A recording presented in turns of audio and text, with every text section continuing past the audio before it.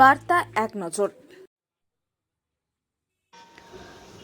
কেন্দ্র সরকারের বিদ্যুৎ পরিষেবা বেসরকারীকরণের বিরোধিতা এবং স্মার্ট মিটার বসানোকে কেন্দ্র করে গ্রাহকদের মধ্যে তৈরি হওয়া বিভ্রান্ত ও বিল সংক্রান্ত সমস্যার বিরুদ্ধে আজ দিনহাটায় সরব হলেন সিপিআইএম দল। সিপিআইএমের পক্ষ থেকে একটি ডেপুটেশন জমা দেওয়া হয় দিনহাটা ইলেকট্রিক অফিসে। স্মার্ট মিটার বসানোর পর অনেক গ্রাহক অস্বাভাবিক বিদ্যুৎ বিল পাচ্ছেন বলে অভিযোগ উঠেছে।